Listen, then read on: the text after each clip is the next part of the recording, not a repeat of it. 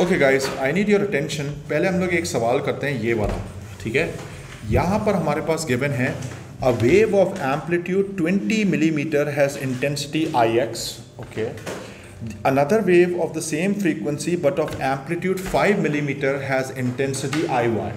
तो सबसे इम्पोर्टेंट चीज़ हमारे पास ये है, इधर देख लो कि I हम लोग इस तरह लिख सकते हैं हैज़ इंटेंसिटी IX, तो इसका मतलब है IX is directly proportional to 20 का स्क्वायर, लिख सकते हैं। सिमिलरली IY जो है उसको लिख सकते हैं IY is directly proportional to 5 का स्क्वायर, सही है, क्योंकि हमें पता है कि intensity is directly proportional to amplitude square. यहाँ तक पहुँच गए। अब मैं एक काम कर सकता हूँ, इन दोनों को डिवाइड कर सकते हैं, यानी अगर मैं इनको मैथमेटिकली डिवाइड करूँ तो ये हो जाएगा IX over IY should be equal to, हमारे पास आ जाएगा 20 का होल स्क्वायर डिवाइडेड बाय 5 का होल स्क्वायर। तो 20 का स्क्वायर कितना होता है 400 डिवाइडेड बाय 5 का स्क्वायर 25, तो ये कितना हो जाएगा 400 divided by 25 and that gives me 16, सही है। तो ये भी हो गया। अच्छा इधर देखो, ये वाला सवाल देखो, ये मुझे कह रहा है the diagram represents a stationary wave on a stretched string, okay. What is represented by point P and the length X। मैं आपसे पूछना चाहता हूँ पॉइंट P क्या है, नोड है, और पॉइंट X क्या है, आई मीन लेंथ X क्या है, ये क्या है, ये पूरी वेवलेंथ है या हाफ वेवलेंथ है, हाफ वेवलेंथ कैसे हो गई बेटे, ये नोड और ये नोड, तो कितना हो गया, फुल वेवलेंथ हो गई। तो इसका मतलब है कि हमारे पास जो पॉइंट P है एक तो नोड है और दूसरी जो चीज़ है वो 1 वेवलेंथ आएगी, तो C should be the answer. Got it, ये भी हो गया। अच्छा फिर ये हमारे पास ये कह रहा है, ये वाला सवाल देखो, फ्रिंज सेपरेशन, इसको मुझे जो है ना करवाना पड़ेगा अलग से ले जाके नीचे, क्योंकि ये सवाल जो है थोड़ा सा डिफ़िकल्ट है। Let me just copy this question and take it all the way down, right. So हम गए पूरा नीचे गए इधर, और इधर मैं इसको I am going to paste this question somewhere over here.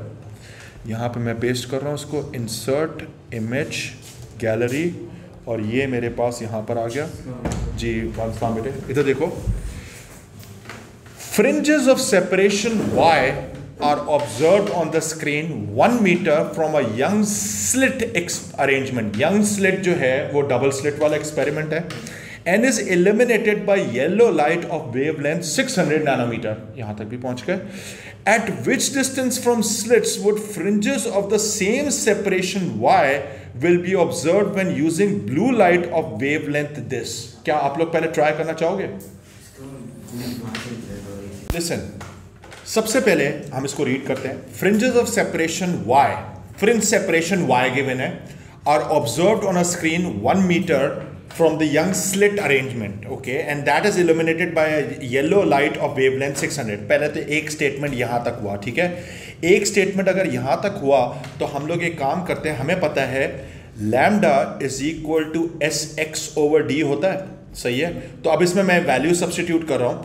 तो सबसे पहली बात है fringes are separation Y, fringe separation Y given है, इसका मतलब है कि X की जगह पे Y लिखा हुआ आएगा, यानी मैं इसको लिख सकता हूँ 600 nanometer is equal to slit separation, मुझे नहीं पता है SC नाम रख लेते हैं इसको, और जो फ्रिंज सेपरेशन है इसने Y बोला हुआ है, यहां तक भी पहुंच गए, और जो डिस्टेंस D है वो हमारे पास है 1 मीटर, यहां तक भी पहुंच गए, ठीक है।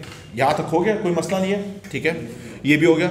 फिर दूसरा बोलता है, सवाल बोलता है eight which distance from the slits, which distance from the slits यानी D की वैल्यू पूछ रहा है, would fringes of the same separation Y be observed when using blue light of wavelength 400 nanometer। इसका मतलब है जो दूसरा हमारे पास सवाल है, मैं इसको ब्लू कलर से ही कर लेता हूं, वो है 400 नैनोमीटर, यहां तक भी पहुंच गए, and this is equal two slits तो सेम ही है हमारे पास, S तो सेम है और Y भी सेम है, सब कुछ सेम है। सिर्फ उसने मुझे बोला है कि जो आपके पास डिस्टेंस है let this be D new नाम रख लें इसका, यहां तक पहुंच गए, सही है। अगर यहां तक पहुंच गए तो हम लोग एक चीज कर सकते हैं, इधर देखो, इसमें सिर्फ SY की वैल्यू अगर मैं निकाल लूं तो वो 600 नैनोमीटर आएगी, इसमें सब्स्टिट्यूट कर दो, तो ये हो जाएगा 400 nanometre should be equal to 600 nanometer over d nu। यहां तक भी पहुंच गए, तो ये कैंसिल, नैनोमीटर नैनोमीटर कैंसिल, और ये हो जाएगा d nu should be equal to 6/4। तो 6/4 कितना होता है? ये हो जाएगा 6/4 जो है आपके पास आ रहा है 3/2 यानी 1.5। डी आंसर हो गया। Is that clear? Please tell me, ये समझ में आया? सही है, ये भी हो गया हमारे पास सवाल सॉल्व। सही है, आगे चले। आगे मैं एक और सवाल ढूंढता हूँ। ये वाला भी हो गया था, ये वाला देखें, ये वाला करें। ये वाला सवाल देखो, the interference pattern from a diffraction grating and double slits are compared. दो चीजों का कंपैरिजन कर रहे हैं, मुश्किल सवाल है ये। Using the diffraction grating, yellow light of the first order is seen at 30 degrees to the normal to the grating, यानी 30 degrees normal के साथ दिया, यानी sin 30, sin 15 नहीं करोगे। The same light produces interference fringes on a screen 1 meters from the double slit. The slit separation is 500 times greater than the line spacing of the grating. What is the fringe separation of the screen? अब ये मुश्किल सवाल है, बहुत ज़्यादा difficult है। सबसे पहले तरीका वही होगा क्या, पहले आप एक इक्वेशन बनाओ फिर दूसरी बनाओ। सबसे पहले डिफ्रैक्शन ग्रेटिंग की इक्वेशन बना लेते हैं। यूजिंग अ डिफ्रैक्शन ग्रेटिंग, तो उसकी इक्वेशन होती है d sin theta is equal to n lambda होता है। अग्रीड? तो पहले केस में मैं इधर लिख रहा हूं d की वैल्यू हमारे पास पता नहीं है, d हमारे ढूंढना है। साइन कितना है? साइन 30 डिग्रीज है क्योंकि नॉर्मल के साथ वाला एंगल है। और ये कौन सा ऑर्डर है? फर्स्ट ऑर्डर है, तो 1 हो गया। और लैम्डा येलो है, ठीक है, तो लैम्डा मैंने ऐसे ही छोड़ दिया, यहां तक तो पहुंच गया। ठीक है, ये हमारे पास एक इक्वेशन बनी। सही है। फिर उसके बाद बोलता है द सेम लाइट यानी same wavelength produces interference fringes on a screen 1 meter from double slit. अब डबल स्लिट की इक्वेशन आ रही है, तो डबल स्लिट की मैं रेड से कर रहा हूं इधर देखो, तो वो होता है लैम्डा इज इक्वल टू जी, एक minute, the same light produces interference fringes on a screen 1 meters from the double slit. The slit separation यानी जो S की वैल्यू है वो आ रहा है 500 times greater than the line spacing of the grating। यानी मैं इसको ऐसे लिख सकता हूं 500 times D, कर सकते हैं 500 times D, और ये हो गया स्लिट सेपरेशन। और मेरे पास जो है, और मुझे बोल रहा है कि हमें फ्रिंज सेपरेशन निकालनी है, तो x मुझे निकालना है। लेट दिस बी x नाम रख दे इसका। सही है। और फिर मेरे पास डिवाइडेड बाय 1 मीटर्स है, यहां तक भी पहुंच गए। सही है, हमारे पास यहां तक सारा सिस्टम हो गया रेडी। अब मैं एक काम कर सकता हूं, इन दोनों को इक्वेट कर लूं किसी भी तरीके से, यानी मेरे पास लैम्डा तो सेम ही है, तो ये हो जाएगा d sin 30 degrees should be equal to 500 d x over 1 meter. यहां तक पहुंच गए। सही है। अब मेरे पास जो है d और d कैंसिल आउट हो गया, यानी मेरे पास हो जाएगा x की जो वैल्यू आएगी वो आएगी sin 30 divided by 500। sin 30 divided by 500 करो, sin 30 डिवाइडेड, एक मिनट, कितना ये रेडियन मोड में है, गलती से कैलकुलेट जी, सी आंसर आ रहा है। यानी x की जो वैल्यू आ रही है वो आ रही है 1.0 into 10⁻⁻3। Please verify this thing कि यही आ रही है वैल्यू, यानी आपके पास C should be the correct answer. समझ आया? ये वाला मुश्किल था थोड़ा सा। 500D वाली चीज बेटे सुनो तो सही ना, क्या लिखा हुआ है? The slit separation is 500 times greater than the line spacing of the grating. Line spacing जो होती है, जो आपके डिफ्रैक्शन ग्रेटिंग में होती है, वो तो D होती है लाइन स्पेसिंग। सही है, क्लियर है, कोई मसला है? नो, ठीक है। अच्छा, फिर उसके बाद हमारे पास है, ये भी करवा दिया था। अब मैं कुछ और सवाल ढूंढता हूं इसमें। ये वाला करें, एक सवाल नजर आ रहा है इधर देखो। The diagram represents the screen of a cathode ray oscilloscope displaying 2 sound waves labelled x and y। ठीक है, हमारे पास x and y। What is the ratio of the intensity of sound wave x and the intensity of sound wave y? ये आप लोग खुद try करो।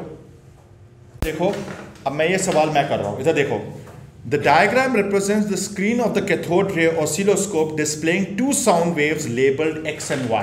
Okay, x and y है। What is the ratio of the intensity of sound wave x and the intensity of sound wave y?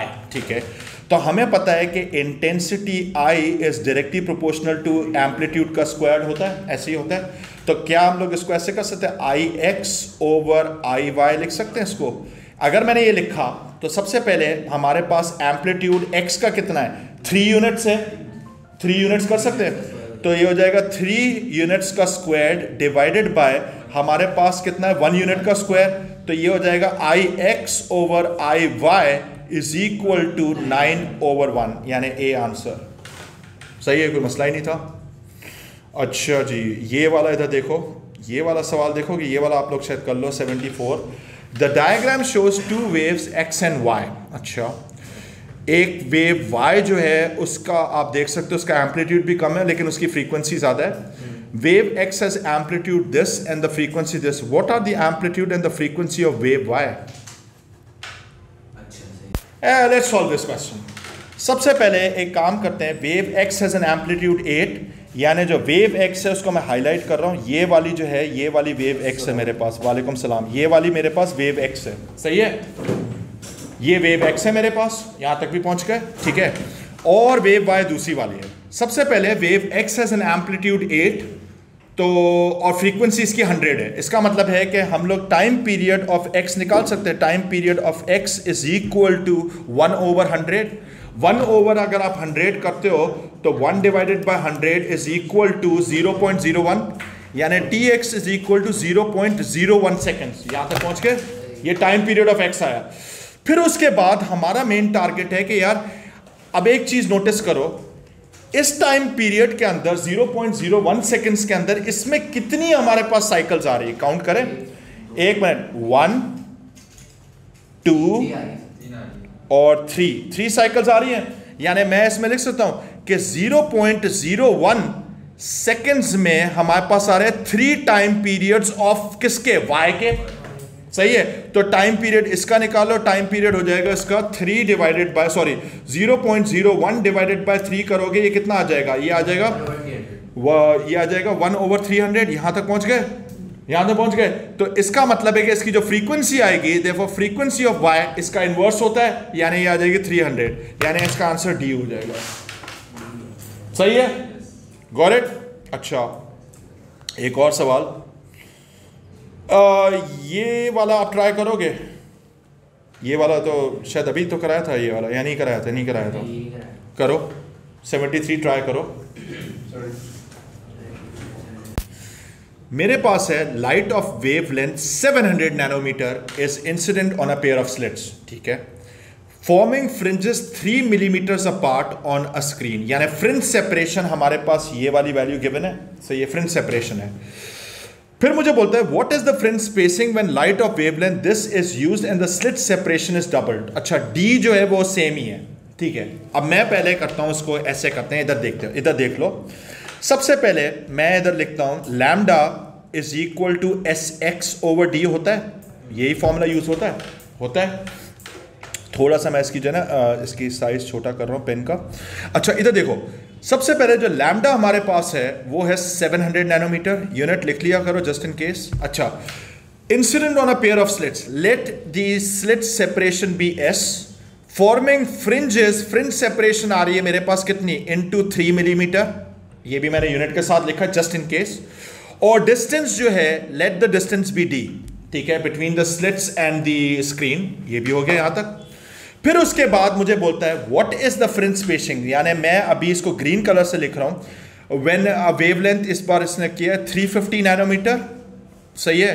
और इसने क्या किया, what is the fringe spacing, यानी हमें X निकालना है, और मुझे बोला है the slit separation is doubled, यानी 2S इसको कर दिया, मल्टीप्लाइड बाय इसको मैं रख लेता हूँ XX नाम रख दिया मैंने इधर, और फिर डिवाइडेड बाय D कर लेते हैं इधर, यहां तक भी पहुंच गए।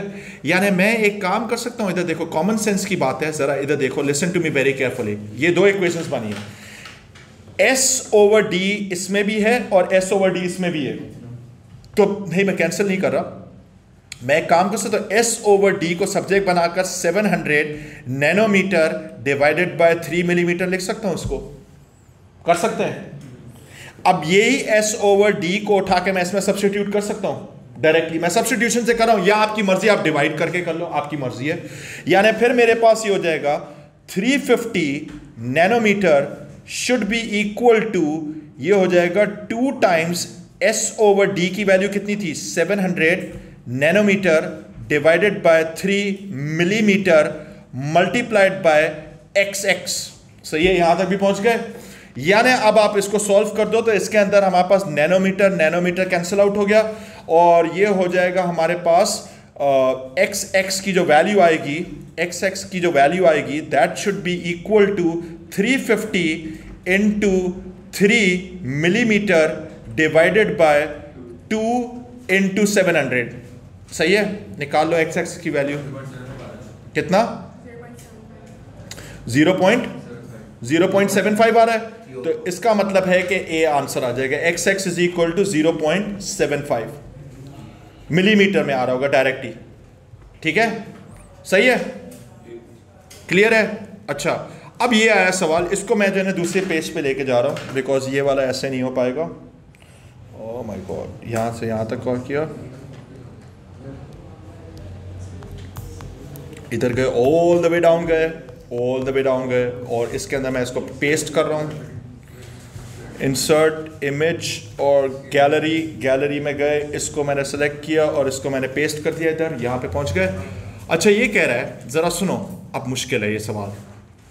The diffraction grating has n lines per length, be careful, n number of lines per length, ये d की वैल्यू नहीं है, बी केयरफुल, ठीक है। And is placed at 90 degrees to monochromatic light of wavelength lambda। ठीक है, okay, सही है। 90 डिग्रीज का मतलब है यानी बिल्कुल डेड सामने से हमारे पास रेज आ रही है, एंटर हो रही है। What is the expression for theta the angle to the normal to the grating at which the third order diffraction peak is observed. अब आंसर मैंने गिवन नहीं है, मैंने आंसर था इसका, पर मैंने आंसर कॉपी नहीं किया है गलती से। कोई मसला नहीं है, हम लोग बना लेते हैं, देखते हैं कि क्या वो मैच करेगा या नहीं करेगा। 72 क्वेश्चन है ना। अच्छा, सबसे पहली चीज़ है हमारे पास एक चीज़ लिखा हुआ है n lines per unit length, ऐसा ही है हमारे पास। Is placed at 90 degrees to the monochromatic light of wavelength lambda, यानी लैम्डा हमें गिवन है। What is the expression for theta the angle to the normal to the grating at which the third order diffraction peak is observed, यानी 3n की value 3 हो जाएगी हमारे पास, ये हो जाएगा। बाकी हमें बस वैल्यू सब्स्टिट्यूट करनी है। अच्छा, ज़रा सुनो, लिसन, अब मुझे जो है 72 का पार्ट जो है ना, 72 के अंदर कुछ देखना भी पड़ेगा, एक चीज़ और भी है इसमें, कुछ था। ये आंसर्स है हमारे पास, मैं इन आंसर्स को भी कॉपी कर लूँ, just give me a minute. Smart select, ये किया, इधर गए, अच्छा इधर आ गए। Listen, I am going to be pasting this over here. So इधर गए, ये हमारे पास आंसर्स भी हो गए, ये भी आ गया हमारे पास, ठीक है, यहाँ तक पहुँच गए, ये मेरे पास आंसर्स हैं, ठीक है। अब ज़रा सुनो, लिसन, सबसे पहली चीज़ है, अगर मेरे पास यहाँ पे n lines per unit length given है, अगर मुझे d की वैल्यू निकालनी है तो हम लोग इस तरह कर सकते हैं, n lines per unit length, यूं लिखा हुआ है। अब इसका एक शॉर्टकट तरीका है, अगर मुझे d की वैल्यू डायरेक्टली चाहिए, मैं एक काम ये कर सकता हूँ, 1/n लिख सकते हैं इसको। देखो ये शॉर्टकट तरीका है। लिसन, अगर आपके पास lines per unit length given हो ना, कभी भी ऐसा हो कि भाई लिखा हुआ है 300 लाइंस, जैसे फॉर एग्जांपल लिखा हुआ है 300 लाइंस इन 1 मिलीमीटर, अगर ये गिवन है तो आपको अगर d की वैल्यू निकालनी है, आप शॉर्टकट लगा सकते हो, सिंपल 1 डिवाइडेड बाय 300, ये आंसर डायरेक्टली मिलीमीटर्स में आ जाएगा। सही है, तो मैंने d is equal to 1/n कर लिया, यहां तक भी पहुंच गए, शॉर्टकट तरीका है, ठीक है, ये भी पहुंच गए। फिर इसके बाद ये कह रहा है n is placed at 90 degrees to the monochromatic light of wavelength this, what is the expression for theta. अब मैं इसमें वैल्यू सब्स्टिट्यूट कर रहा हूं, जरा इधर देख लो। d sin theta is equal to 3 times lambda, यहां तक पहुंच गए। अब d की जगह पे मैं इसको लिख सकता हूं 1/n sin theta is equal to 3 lambda. अब आप वैल्यूज देख लो, sin theta is equal to 3 lambda n, तो कौन सा आंसर आ रहा है, बी। देख लो इसको, सही है, ये हो गया। अब ये चीज याद रखना कि जब भी आपको इस तरह गिवन हो, जैसे सुन लो, अगर आपको जैसे वैल्यूज गिवन हो, जैसे फॉर एग्जांपल गिवन हो 600 लाइंस पर लेट्स सपोज 1 मीटर अगर गिवन है, सही है, अगर 1 मीटर गिवन, अगर आपको डी की वैल्यू निकालनी है तो 1 डिवाइडेड बाय 600 करोगे हमेशा, और ये आंसर ऑटोमेटिकली मीटर्स में आएगा। अगर मीटर्स से स्टार्ट करोगे तो मीटर्स में आएगा, मिलीमीटर से स्टार्ट करोगे तो मिलीमीटर्स में आएगा, सही है। तो ये वाला मैंने शॉर्टकट तरीका बता दिया, तो आप डायरेक्टली आप इसमें अप्लाई कर सकते हो, आंसर निकल आएगा। हो गया, सही है। नेक्स्ट क्वेश्चन देखते हैं। ओह माय गॉड, ये मुश्किल सवाल है। पहले ये वाला करें, पहले ये वाला ट्राई करें, 71 ट्राई करें। Let's give this question a shot. इस पूरे सवाल को मैंने कॉपी किया है, इधर जाते हैं।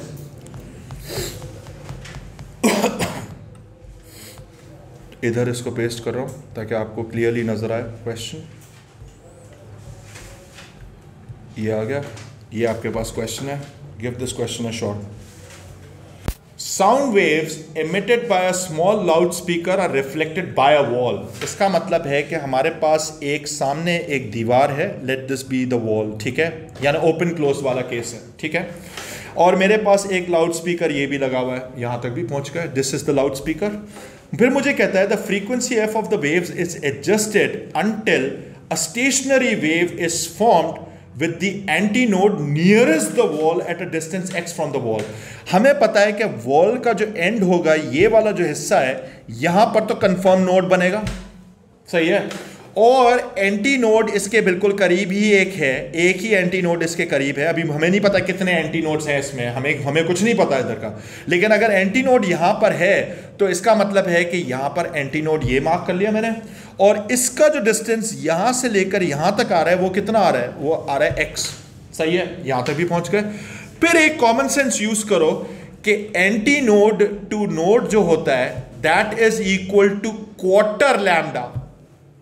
Node to node is half lambda and anti-node to node is quarter lambda, सही है, यहां तक भी पहुंच गए। तो इसका मतलब है x is equal to 1/4 lambda, यानी lambda is equal to 4 times x हो गया। स्पीड हमारे पास c है और मेरे पास जो है फ्रीक्वेंसी निकालनी है। सो फ्रीक्वेंसी हमें पता है कि स्पीड हमें v is equal to f lambda होता है ना, यानी इसका मतलब है कि v की जगह पे मैं c डाल देता हूं एंड फ्रीक्वेंसी हमें निकालना है, और ये हो जाएगा 4x and therefore f is equal to c over 4x। D answer, सही है, गॉट इट। दिमाग वाला था, बहुत ज्यादा दिमाग वाला था, लेकिन क्या कर सकते, यही एक तरीका है, यही हमारे पास एक आसरा है करने का, और कोई तरीका नहीं है। सही है, हो गया ये वाला भी। अच्छा, आगे चलते हैं। फिर इसके बाद थोड़ा सा ऐसी रैंडमली मैं क्वेश्चंस करा रहा हूँ। हाँ, ये वाला देखें, ये वाला। Okay guys, so another question, another day, another question. The diagram shows two loudspeakers producing sound waves that are in phase। अच्छा, इनका मतलब है कि दोनों in phase है, zero phase difference है दोनों sources के बीच में, ठीक है। Okay, well done। As the student moves from x to y, यानी जो बच्चा है उसके पास और कोई काम नहीं था, वो यहां से गया, ये बच्चा यहां से लेकर यहां तक ऐसे गया, ठीक है, ये मूव किया उसने। The intensity of the note she hairs is alternately loud and quite. अच्छा, मतलब बहुत ही वो नेक्स्ट लेवल बात हो गई। The distance between adjacent loud and quiet regions में बी रिड्यूस्ड बाय, मतलब टेक्निकली फ्रिंज सेपरेशन हमें कम करनी है। तो एक काम कर सकते हैं, इस सवाल को भी देख लो, ये डबल स्लिट जैसा ही है, यानी ये हो जाएगा लैम्डा इज इक्वल टू, अब इसके अंदर मैं एक काम कर देता हूं, एस की जगह पे डी लिख लेते हैं, और मेरे पास जो है मल्टीप्लाइड बाय जो फ्रिंज सेपरेशन है उसको मैं एफ कर देता हूं, और डिवाइडेड बाय डिस्टेंस को एल करते हैं। यहां तक भी पहुंच गए। अच्छा, फिर मुझे बोलता है let's see decreasing the distance D.